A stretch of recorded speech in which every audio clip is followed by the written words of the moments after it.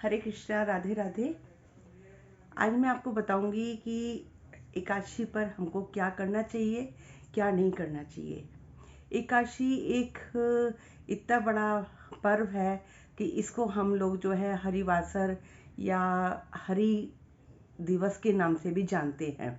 ये मोक्ष प्रदायिनी होती है और जो इसका व्रत किया जाता है तो सारे जो व्रत होते हैं वो किसी ना किसी कामना के कारण होते हैं, लेकिन यही एक ऐसा व्रत है जो बिना किसी कामना के और किया जाता है, अंत तक जाता है, जीवन के साथ जाता है। तो एकादशी तिथि के बारे में हम बताते हैं कि एकादशी तिथि जब आती है तो उससे पहले ही हम एक दिन पहले, इसमें जैसे कहते हैं चावल नहीं खाना चाहिए, तो एक दिन पहले ही चावल नहीं खाते। और इस दिन जो है बाल भी नहीं धोना चाहिए महिलाओं को। कई लोगों का सवाल होता है कि बाल धो सकते हैं या नहीं, तो नहीं, बाल नहीं धोने चाहिए। और उस दिन चावल खाने चाहिए या नहीं, तो चावल नहीं खाना चाहिए। दूध पी सकते हैं या नहीं, दूध पी सकते हैं। चाय पी सकते हैं या नहीं, तो चाय भी आप पी सकते हैं, लेकिन अधिक मात्रा में नहीं। कारण क्या कि हमारा जो हम व्रत रखते हैं तो हमारा पेट खाली होता है, और अगर हम उस दिन चाय पी लेंगे तो एसिडिटी बनने की संभावना अधिक रहती है, जो कि हमारे लिए ठीक नहीं रहती है। तो एकादशी तिथि जो है वो भगवान विष्णु को समर्पित होती है, इसलिए एकादशी को हरिवासर एकादशी भी कहा जाता है। ये महीने में दो आती है, एक कृष्ण पक्ष की आती है और एक शुक्ल पक्ष की। कई लोग कहते हैं कि नहीं, शुक्ल पक्ष की करनी चाहिए और कृष्ण पक्ष की नहीं, तो ऐसा कुछ नहीं है। हम दोनों ही एकादशी करनी चाहिए। ये नहीं है कि आप खाली उसमें करो। और इसको जो है करने से, हमारी एकादशी करने से हमारे सारे पाप नष्ट हो जाते हैं, क्योंकि एक एकादशी ही एक ऐसी है जो जिसको हम कहते हैं ये विष्णु प्रिया है, विष्णु जी को बहुत प्यारी है, ये भगवान कृष्ण को बहुत प्यारी है। इस दिन हम लोग जप तप करते हैं, भजन कीर्तन दान पुण्य करने से, प्राणी भगवान का ध्यान करने से उसके सारे कष्टों से छुटकारा मिलता है। इसलिए एकादशी को मोक्ष प्रदायिनी भी कहते हैं, जैसे मैंने आपको पहले बताया है। तो इसका खान पान के संबंध में क्या है कि इसको हम, जो लोग जैसे व्रत नहीं रख पाते हैं, उनको भी ये ध्यान रखना चाहिए कि उनको एक दिन पहले चावल ना खाएं, मतलब चावल नहीं खाना चाहिए, लेकिन द्वादशी को चावल अवश्य खाना चाहिए। द्वादशी को चावल खाने से आपके सारे पापों का नाश हो जाता है और पुण्यों की प्राप्ति होती है। चावल हम क्यों नहीं खाते, क्योंकि चावल में जल तत्व की प्रधानता होती है, ये चंद्रमा से रिलेटेड होता है, इसका चंद्रमा पे प्रभाव ज्यादा होता है। तो जैसे शास्त्रों में भी कहा गया है कि एकादशी के दिन चावल खाने वाला एक तरह से समझिए रेंगने वाले कीड़े की तरह मतलब जन्म लेता है अगले जन्म में। अगर चावल खाता है वो तो रेंगने वाला कीड़ा बनता है वो। तो इसलिए जो है चावल खाने से बचना चाहिए।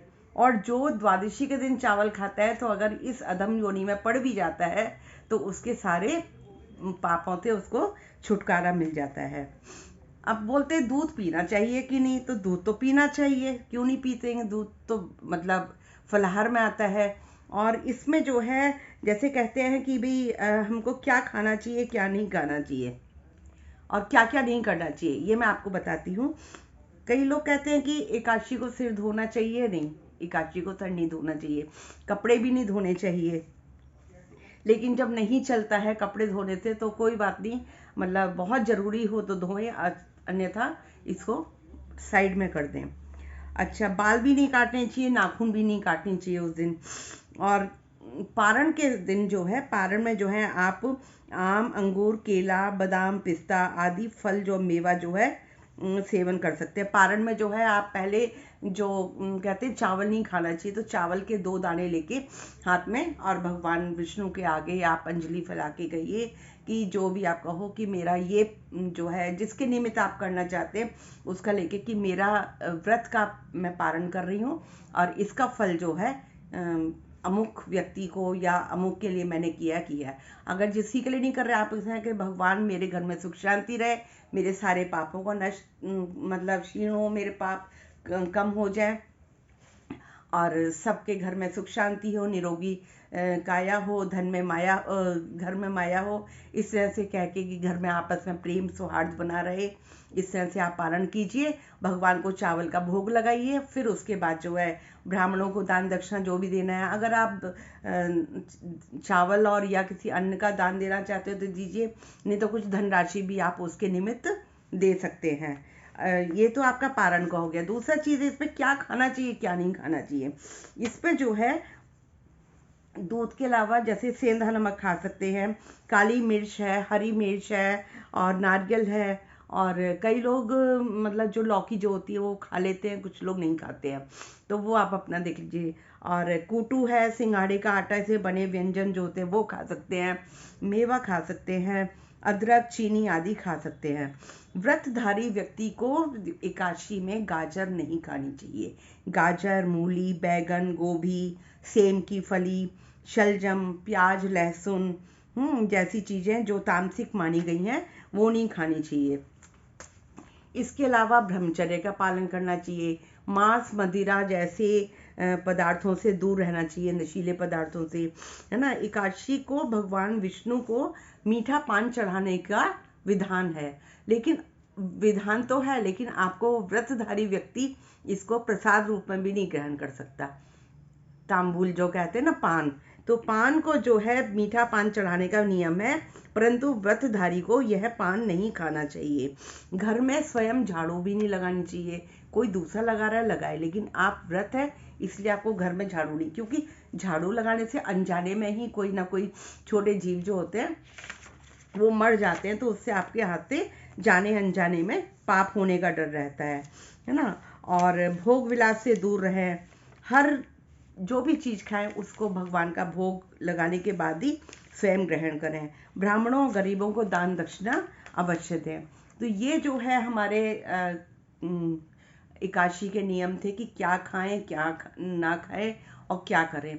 और सुबह जो है पूजा वंदन आरती करके भगवान के अगर आपके घर में विग्रह है कोई, तो उनके वस्त्र आदि चेंज करिए, नए वस्त्र पहनाइए उनको, आरती चंदन तिलक चढ़ाइए, तुलसी चढ़ाइए। लेकिन हाँ, तुलसी जो है द्वादशी को तो बिल्कुल नहीं तोड़नी चाहिए, एकादशी को भी नहीं तोड़नी चाहिए।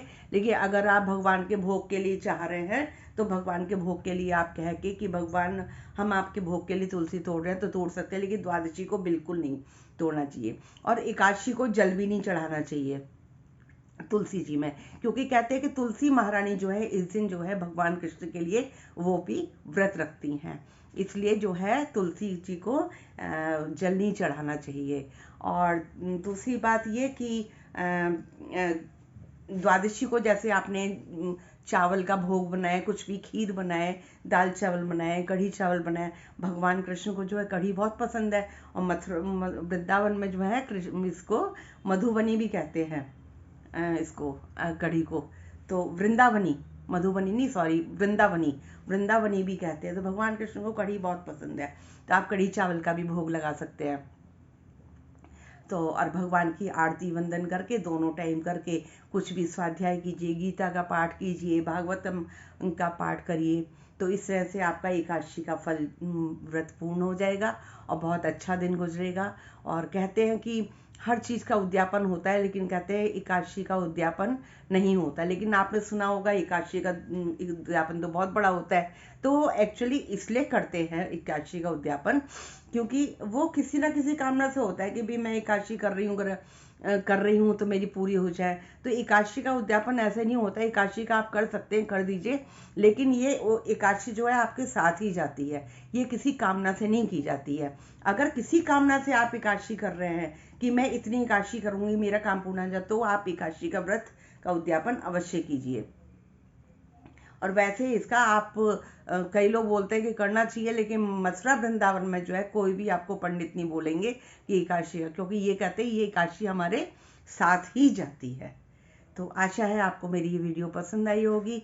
अगर किसी भी तरह की कोई मतलब दुविधा हो आपको या कुछ जानकारी हो तो आप कमेंट बॉक्स में रख के अपने प्रश्न का उत्तर मेरे से ले सकते हैं। मैं आपको आपका जवाब देने का जरूर प्रयास करूंगी। तो इन्हीं शुभकामनाओं के साथ में मैं अपनी वाणी को विराम देती हूँ। जय जय श्री राधे श्याम।